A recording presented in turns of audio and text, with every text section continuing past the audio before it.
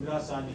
Justice Jeevan Reddy specifically observed that under Article 16.4, there is no mention of scheduled castes and scheduled tribes, and that scheduled castes and scheduled tribes are also part of backward class of citizens. That being the case, if the scheduled castes and scheduled tribes are a part of backward class of citizens under Article 16.4, then the question would be as to why subclassification, which is permitted in case of other backward classes, cannot be permitted in case of scheduled castes and scheduled tribes. So this seems to be the basis. As already discussed here in above, it has been held that further classification of backward classes into backward and more backward classes is permissible under the Constitution. The only caveat put by Sovereign Justice is that if it is done, there has to be a reservation for both backward as well as for more or most backward classes.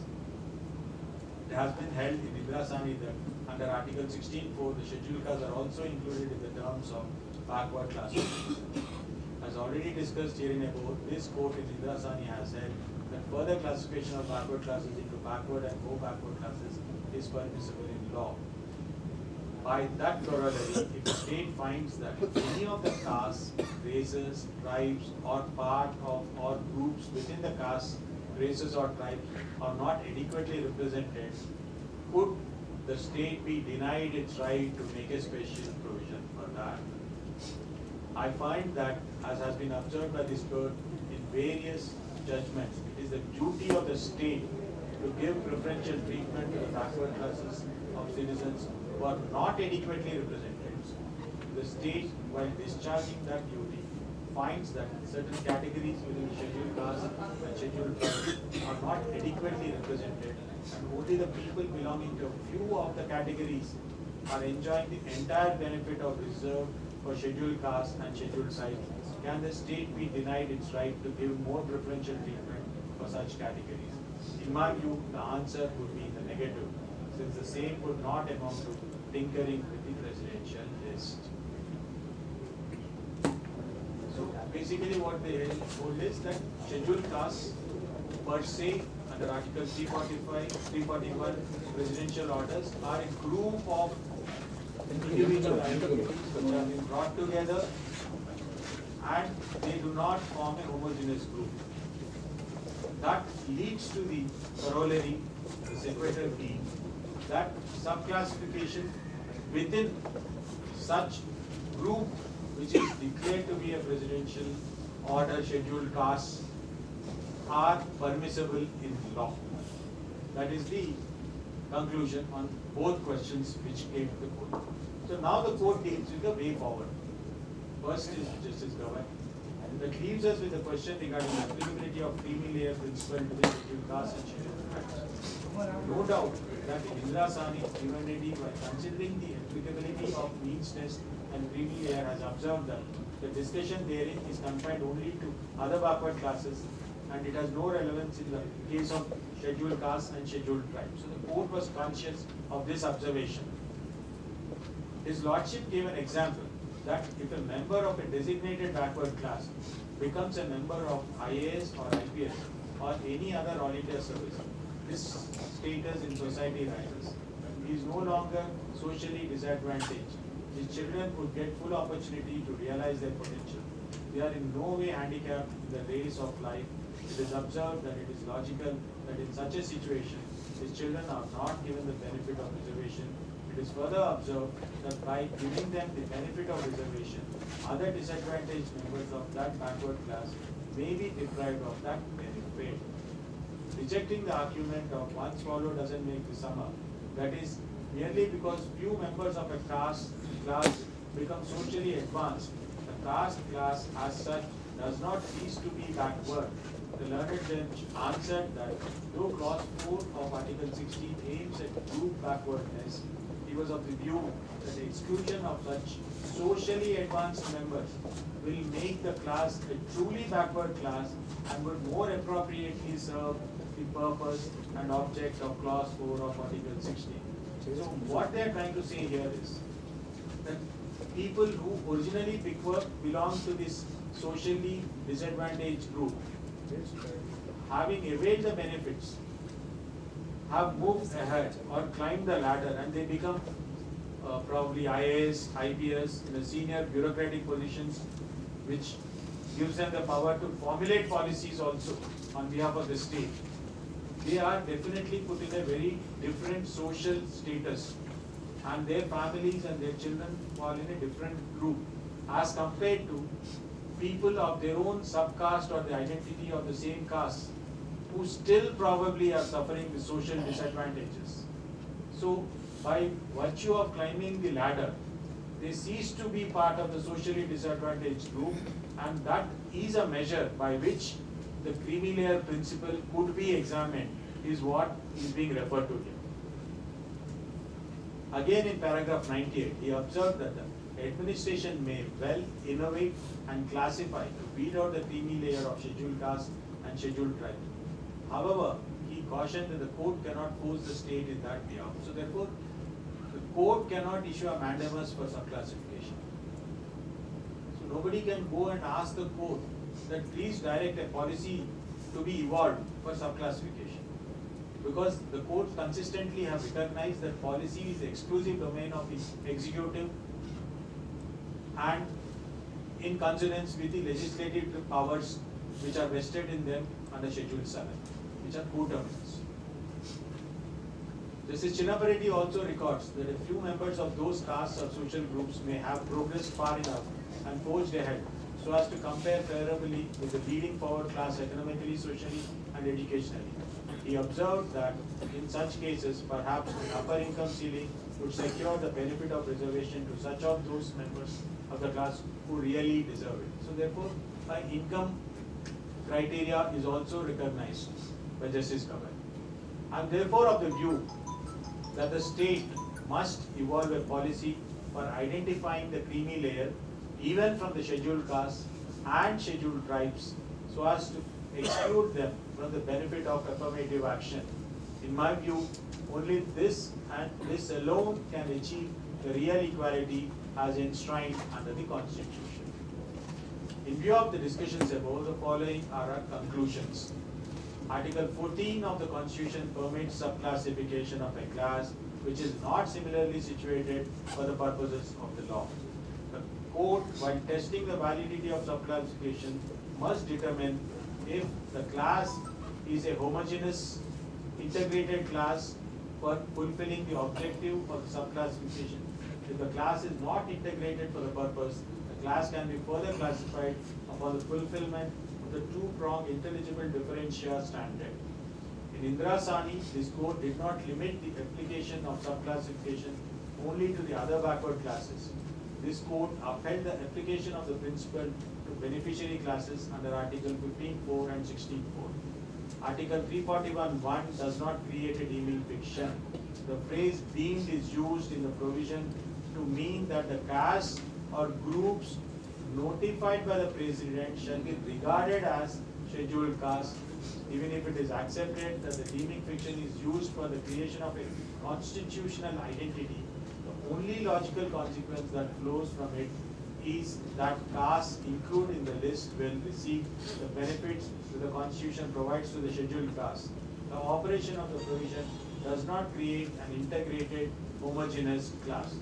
Subclassification within the scheduled caste does not violate Article 341(2) because the castes are not per se included in or excluded from the list.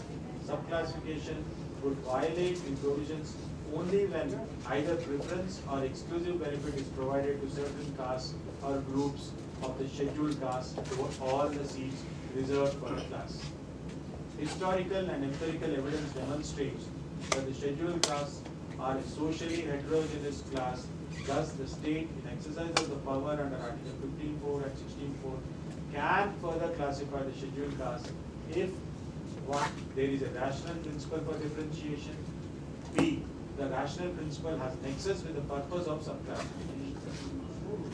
Holding in Chinnaya that subclassification of scheduled caste is impermissible is overruled. The scope of subclassification of the scheduled caste is summarized below. The objective of any form of affirmative action, including subclassification, is to provide substantive equality of opportunity for the backward classes. The state can subclassify inter alia based on inadequate representation of certain castes.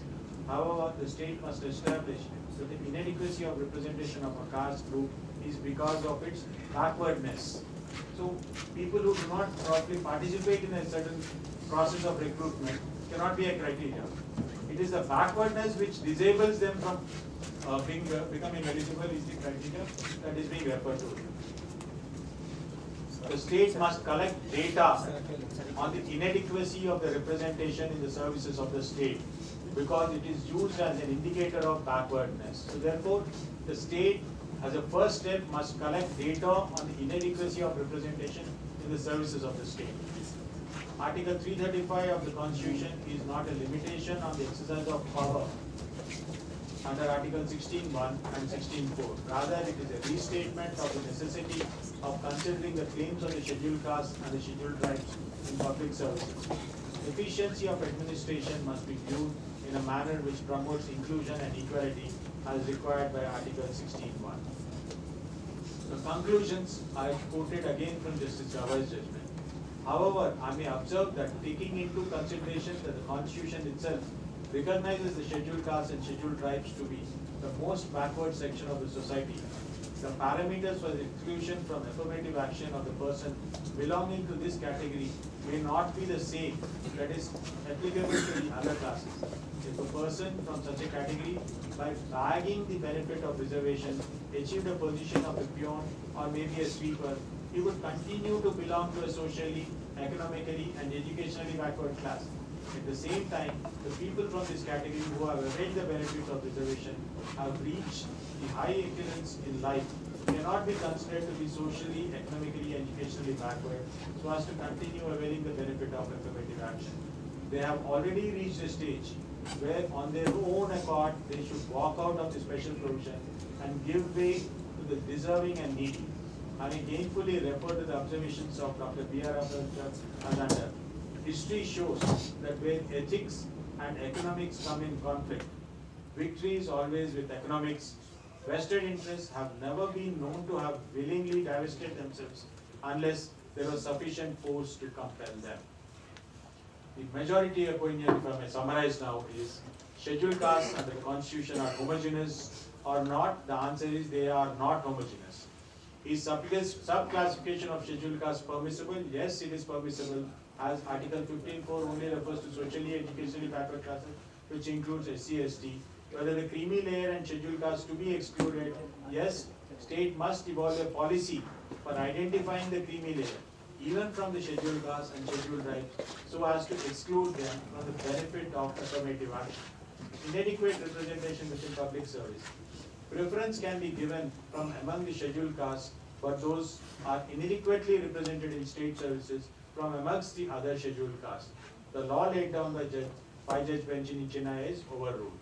So the minority opinion is the state has neither executive nor legislative power to subclassify or subdivide or regroup the scheduled castes enumerated in the presidential list notified under Article 341. The law laid down by the five-judge bench is the correct law and deserves to be confirmed. I think with this I come to the end of my presentation. So the broad indicator are that first,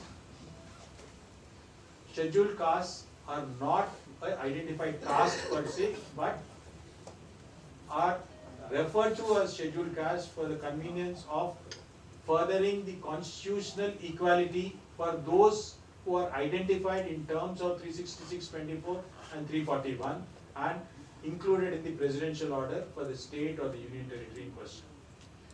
2, subclassification is also read in as a matter of constitutional recognized principle of furthering equality amongst certain subsets of people also who are part of the presidential order. Again, how to go about that is the question. That is where the real anxieties as I see can come from. How to go about implementing this judgment which recognizes non-homogeneity and permission of subclassification. That needs to be preceded by a very detailed study of adequacy or inadequacy of representation from amongst the identified groups within the presidential order. So the referral population here, unlike the backward classes where the entire population is to be looked into, here it will be a subgroup of the castes included in the presidential order, and within them how adequately or inadequately these sub-identities are represented or not represented. An empirical study and data have to be there before the state government, before they can take or formulate a policy to actually further this declaration of law into action to identify the real people who still suffer the social backwardness on account of their birthmarks, as contrasted with people who have had the benefit of this affirmative action and who have climbed the ladder and gone into positions of power, influence, including to be the lawmakers or probably the policy makers in the society through the constitutionally recognized modes. So the income criteria is also a relevant criteria for social backwardness, is how the court has recognized. So therefore, we have an income criteria and also the kind of opportunities availed and the status that has been achieved by the people who are considered to be a group who have lost the connect with the others within their caste also. So what we are talking about here is a caste, let's say X, has 10 people, out of which 4 people make it to the Union Public Service Chain, Group A, IAS, IPS, IPS, or any of those Group A services. 3 people make it to the state grade gazetted officers and above. The remaining are all probably in the grade 4 or below as contractual laborers or whatever. So now within that subcaste of X, how is it to be worked out? Because all of them belong to the same subcaste. So is it permissible that the entire subcaste be removed, though there are still people who are socially backward within the subcaste? Or applying the principle of creamy layer, only such individuals who have received those benefits are excluded by application of the creamy layer, is a matter for the government to formulate a policy on some reasonable classification amongst that category of people who are included or excluded, and then that classification should have a nexus to the object of furthering the constitutional mandate of providing equality to the deprived and the depressed classes who still are waiting for their share of equality in a constitutional democracy after 75 years. I think with this, I come to the end of my presentation. Thank you very much for this honor.